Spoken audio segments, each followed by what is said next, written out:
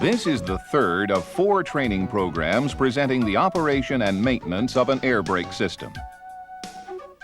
We will study the emergency and parking brake system components shown.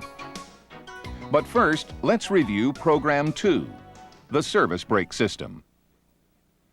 The E6 is 2 separate brake valves in a single housing operated by a single treadle.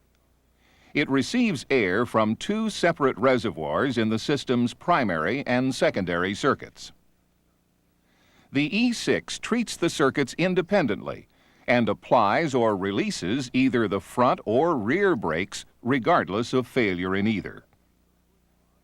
Fastened to the push rod of the service brake actuators, the slack adjuster multiplies and converts linear force into a rotational force, or torque. This force rotates the brake camshaft, causing the brake shoes to contact the drum. With the ASA5 automatic slack adjuster, the drum-to-lining clearance is also adjusted upon brake application. To ensure timely release of the front or steering axle brakes, a quick release valve was added between the brake chamber and brake valve. The R12 relay valve speeds up the application and release of the rear brakes, ensuring that the front and rear brakes apply simultaneously. Brake application air that flows to the brake actuators or relay valve also enters the SL5 stoplight switch. There, an electrical circuit is completed, lighting the stoplights. Let's go on now to the emergency and parking system components, starting with double check valves, such as the Bendix DC4. A double check valve performs 2 operations. It directs airflow for specific functions, and it selects the higher pressure from either of 2 sources. Parking brakes, for instance, can be controlled from either the front or rear service reservoirs. The most common double check valve uses a shuttle contained in a guide which is installed in the body. The DC4 has 2 inlet ports and 1 delivery port. As air enters either inlet port, the moving shuttle responds to the pressure. It seals the port receiving the lower air pressure level. But the airflow continues out the delivery port. If the pressure levels reverse, the position of the shuttle will reverse. The shuttle never impedes the flow of air. Here's a service tip. With certain double-check valves used where pressure differentials may be minimal, mount them horizontally for optimum performance. The next component to be considered in the brake system is a dash control valve. The driver has several dashboard controls available. PP, or push-pull valves, are manually operable on-off air control valves. Pushing the button in places it in the delivery position. Most are pressure sensitive, like this Bendix PP1. It consists of a control button, plunger, spring, inlet exhaust valve, and body. The body has 3 types of ports: supply, delivery, and exhaust. The PP1 is manually applied. If supplied pressure decreases to a specified minimum setting, usually 40 psi, the PP1 will automatically move to the exhaust position. The plunger pops out, releasing air through the exhaust port. Of course, pushing the plunger back into the applied position reactivates the control. But supply air pressure must be above 40 psi for it to stay in. The PP1 is available in a range of auto exhaust settings from 20 psi through 60 psi. In Part 2 of this series, we covered the rear axle spring brakes. We learned that they function as the service, parking, and emergency brakes. Let's review briefly. The service chamber has a pressure plate and a non-pressure plate with a rubber diaphragm between them.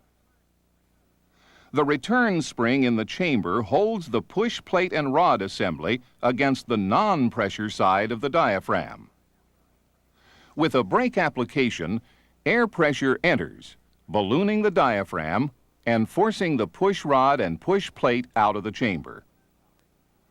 The return spring's resistance is overcome, and the brakes are thus applied. The spring brake acts as the service brake on the rear axle and performs the additional function of emergency and parking brake.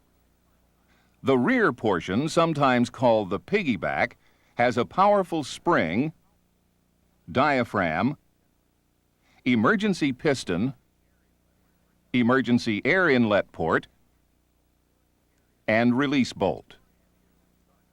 During vehicle startup, air pressure is applied to the diaphragm. The spring compresses, and the brakes are held in the released position until the vehicle is parked or a system failure occurs. The two sections of the spring brake utilize air pressure in an opposite manner. Air into the spring brake section releases the brakes. Air taken away applies them. Here's another service tip. The spring brake release bolt mechanically cages the parking brake spring when air pressure is not available, so you can dismantle the brake or tow a vehicle. To ensure that the spring brake portion of the spring brakes respond quickly, a relay valve is mounted at the rear of the vehicle, near the brakes it serves. The relay valve speeds the application and release of the spring brakes. A spring brake relay valve delivers or releases air to the spring brakes in response to control air received from the PP1 push-pull valve or other source. A different relay valve controls the service brakes. The Bendix R14 relay valve is essentially the R12 discussed in Part 2 of this series. The lower half of both valves are interchangeable. The R14 has an additional anti-compounding feature built in. The components for the anti-compounding feature are contained in the cover and consist of a diaphragm and balance port. Anti-compounding, simply defined, means the avoidance of double braking. It prevents the simultaneous application of service brakes and emergency or parking brakes. The compounding of spring force and air pressure creates too much force that could possibly damage brake components. The R14 prevents this from occurring. To accomplish this, a line is connected from the delivery side of the service relay valve to the balance port of the R14. With no air pressure at the service port of the R14, the parking brakes are applied. If a service brake application is made, air from the R12 relay valve enters the balance port of the R14's quick release. The diaphragm moves, blocking the service port.